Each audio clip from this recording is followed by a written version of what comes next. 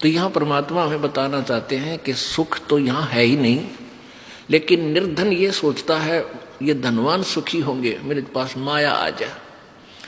माया आए पाछे देखियो आप किसे सुखी होगे, दूने दुखी। पूछो मत, इन सेठा ने पूछ लो क्या हालत से उनकी, क्योंकि माया एक बार आई ना और आदमी का मस्ती छाई ना, पहले तो भगवान से दूर करेगी। क्योंकि हम इस झूठे सुख को सुख मान लेते हैं, धन हो जा, एक कार कोठी हो जा, 10 आदमी सलूट करनी हो जा, बस फिर तो टीटी पाक जाए। और परमात्मा कहते हैं या तो पृथ्वीपति, पूरी पृथ्वी का राजा, चक्रवर्ती राजा चकवा, वो भी सुखी नहीं भाई। देवराज इंद्र का राजा भी सुखी नहीं। क्या बताते हैं भाई, सुरपति दुखिया भूपति दुखिया, ये रंक दुखी बपरीती हो। सुरपति दुखिया भूपति दुखिया, रंक दुखी बपरीती हो। कहें कबीर और सब दुखिया, एक संत सुखी मन जीती हो। संत सुखी मन जीती हो, तंदर सुखिया कोई न देखा, जो देखा सो दुखिया हो। उदय अस्त की बात करत हैं, मन सबका किया विवेक का हो। सबका किया विवेक का हो। अब क्या बताते हैं भाई, इंद्र भी दुखी, सुरपति देवताओं का राजा दुखी, और पूरी पृथ्वी का राजा दुखी, और रंक दुखी बपरीती हो। और गरीब तो स्वाभाविक दुखी, निर्धन तो स्वाभाविक दुखी। और कौन सुखी, कह कबीर और सब दुखिया, एक संत सुखी मन जीती हो। अब मन जीता कैसे होगा, परमात्मा की शरण में आवे। और गुरु जी बताते हैं परमेश्वर का विधान के बीड़ी शराब मांस तमाकू जर्दा कभी छूना भी नहीं है, यदि तूने कुछ सुख चाहिए जीवन में। ये सबसे बड़े शत्रु हैं इस प्राणी के, इनको कभी नहीं खाना चाहिए। बकवाद करेगा क्योंकि इसने तो आपको पशु बनाने का कॉन्ट्रैक्ट ले रखा, ठेका ले रखा। इस मन को इन बुराइयों से हटावे और परमात्मा के चरणों में लगावे। मन चाहता है कार खरीदूं, कोठी खरीदूं, ये कर लूं, वो कर लूं। अब मन के खरीद सोचने से और कहने से कुछ नहीं होगा। परमात्मा में समर्पण कर दे, भगवान में कि प्रभु जैसे भी आपने इस दास का हित लगे उतना ही देना, अधिक नहीं। और फिर परमात्मा कहते हैं, जैसे आज दिन में उदाहरण आपको सुनाया था कि साईं इतना दीजिए जिसमें कुटुंब समावे, कल 2 सत्संग में सुनाया था आपको। और हम भी भूखे ना रहें, कोई अतिथि न भूखा जावे। यानी इतना जीत दीजिए जिसमें कुटुंब समावे। कुटुंब समान का अर्थ है रिक्वायरमेंट ऑफ द फैमिली, यानी परिवार की आवश्यकता पूरी हो। कोई अतिथि आ जाए वो भी 2 रोटी खा के जावे और हम भी भूखे ना सोवा। परमात्मा बस इतना देना। अब परमेश्वर कबीर जी ने उदाहरण दिया था, भाई देखो मैं खुद कितना निर्धन बन के एक जीवन व्यतीत किया, हमें उदाहरण देने के लिए। एक झोंपड़ी में रहते थे, कपड़ा बुनते थे, और जो भी उसकी कमाई होती थी उसी से पैसा लेकर कुछ अपना घर गृहस्थी का अन्न लाते थे। क्योंकि 2 माता पिता थे, मुंह बोले, और 2 बालक थे जो मुर्दे जीवित कर रखे थे, लड़का और लड़की बेटी रूप में रखे हुए थे, बेटा बेटी रूप में रखे थे। परमात्मा कबीर जी का किसी से जन्म नहीं हुआ, ना उनकी कोई संतान थी, ना उनकी कोई पत्नी थी। ये झूठे लोगों ने परमात्मा को जो है ना दूसरे ढंग से पेश कर दिया, बिल्कुल गलत ज्ञान प्रचार कर रखा था। तो वो क्या करते थे, जो भी धन आता था, कमाई होती थी, अपने परिवार का कुछ खर्चे खातर लेते, बाकी शेष का धर्म में लगा दिया करते थे। अब आप जी को ये उदाहरण देते हैं कि जोड़ जोड़ कर मत डरो, परमात्मा में विश्वास रखो, जितना हो धर्म में लाओ। और फिर देखना, अब उस परमात्मा ने यह दिखाया कि मेरे द्वार पर 18 लाख अतिथि आ गए थे। अतिथि का अर्थ होता जिनके आने की तिथि पूर्व निर्धारित ना हो, अचानक आ जा। अब वो उन दुष्ट लोगों ने चिट्ठियां डाल दी परमात्मा को लज्जित करने के लिए, शर्मिंदा करने के लिए। लाखों लोग, 18 लाख व्यक्ति आ गए कबीर जी के अतिथि बन गए। परमात्मा कहते हैं मेरे अतिथि भूखे नहीं गए, 3 दिन रटे, 3 दिन रुके और तीनों दिन बड़े भंडारे चले।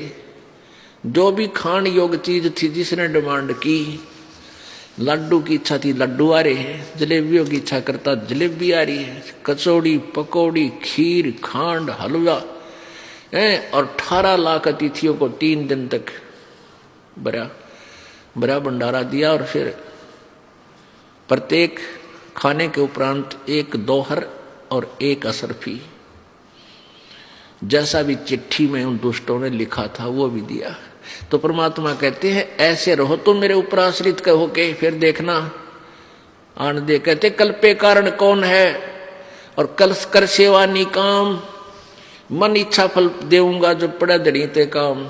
जब धनी का काम था वहां पर ना पूरी काशी का के दाने इकट्ठे कर ले गेहूं तो 18 लाख व्यक्तियों को नहीं खिला सकते, और वहां परमात्मा ने डूंडा ठा दिया। अब मन जीती का अर्थ है कि गुरुजी के वचन पर डट जा। गुरुजी कहते हैं ये बुराई मत करो, तुरंत त्याग दो, ये भक्ति करो, हाथ से जितना पुण्य हो सके अवश्य करो। परमेश्वर जी कहते हैं चढ़ी चोंच भर ले गई नदी ना घट्यो नीर, और दान दिए धन घटे नहीं नो कह रे साहिब कबीर। पुण्यात्माओं, प्रसंग था कि तन धर सुखिया कोई न देखा, जो देखा सो दुखिया हो। और उदय अस्त की बात करे मन सबका किया विवेका हो। जो चक्रवर्ती राजा उदय अस्त, जिसके राज्य में सूर्य अस्त ही नहीं होता, उदय जहां होता है और अस्त जहां होता है, यानी पूरी पृथ्वी का शासन जिसके पास है, वो इंसान भी कभी सुखी नहीं हो सकता जो भक्त नहीं है। जो सच्चा भक्त नहीं है, सच भक्ति नहीं कर रहा है, पूरे संत की शरण में नहीं है, तो फिर कहां सुख है। तो परमात्मा कहते हैं मन तू सुख के सागर बसरे भाई और न ऐसा यस रे। मन तू सुख के सागर बसरे भाई और न ऐसा यस रे। यहां मान लीजिए पूरी पृथ्वी का राजा है, तेरी बड़ी महिमा हो रही है, ठाठ हो रही है, दुनिया तेरे गुण गा रही है। एक मानधाता चक्रवर्ती राजा था और उसने पूरी पृथ्वी के ऊपर अपने शासन की जांच करने के लिए कि कोई छोटा राजा मेरा विरोधी तो नहीं बन गया है, एक घोड़ा छोड़ा था कि इस घोड़े को जिसने मेरी अधीनी स्वीकार नहीं है वो इस घोड़े को पकड़ कर बांध ले और युद्ध के लिए तैयार हो जा। 72 अक्षौणी सेना राजा मानधाता चक्रवर्ती के पास थी, 72 करोड़। और वो उस घोड़े के गले में एक पंपलेट लिख कर डाल रखा था कि पकड़ने से पहले पढ़ लेना इसमें क्या लिखा हुआ है। तो किसी ने नहीं पकड़ा, पूरी पृथ्वी पे घोड़ा घूमया। तो चुनक ऋषि था एक, ये काल का उपासक, उसने वो घोड़ा पकड़ दिया और मानधाता चक्रवर्ती ने 72 करोड़ सेना के 4 पार्ट बनाए, 18-18 करोड़ के। एक पार्ट भेज दिया, एक टुकड़ी भेज दी 18 करोड़ की। उधर से ऋषि चुनक ऋषि ने पूरे जीवन की अपनी कमाई से 4 एटम बम बना लिए, पुतली बोल रहे उनको। ऐसे 4, एक पुतली छोड़ दी, 18 करोड़ का नाश कर दिया सेना का, दूसरी छोड़ दी। कहने का भाव ये है कि वो पृथ्वीपति दुर्गति को प्राप्त होकर मृत्यु को प्राप्त हो। उदय अस्त बीच चक्कर चले थे ऐसी जन ठकुराई। उदय अस्त बीच चक्कर चले थे ऐसी जन ठकुराई। टुणक ऋषि स्वर कल्प करी तब खोज न पाया राई। मन तू सुख के सागर बसरे भाई और न ऐसा यश रे। यश माने यहां तू क्या महिमा बनाना चाहता है? कार खरीद के और आसपास के लोगों में प्रभु बनना चाहता है कि वो बड़ा सेठ आदमी है। कहते हैं सर्व सोने की लंका होती। ओहो, ये क्या दिखाते हैं मूर्ख लोग, अनजान। 4 गुठी पर रे मोटी मोटी वो तरह, और गोले भी सी मोटी चैन। अरे कुतरुओ, कबीर साहब कहते हैं तुम भी शीशा मांडी पाएंगे। रावण ने पूरी सोने की लंका बना रखी थी, जैसे हमने मकान बना रखे ऐसे सोने की लिपाई, सोने की ईंट, स्वर्ण। और आज उसका कितना नामो निशान नहीं। ये क्या सुख है?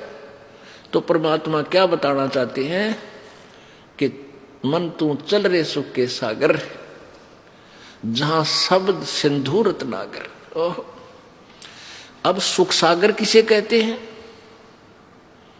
भाई? शंखों लहर मेर की उपजे कैर नहीं जा कोई। शंखों लहर मेर की उपजे कहर नहीं जा कोई।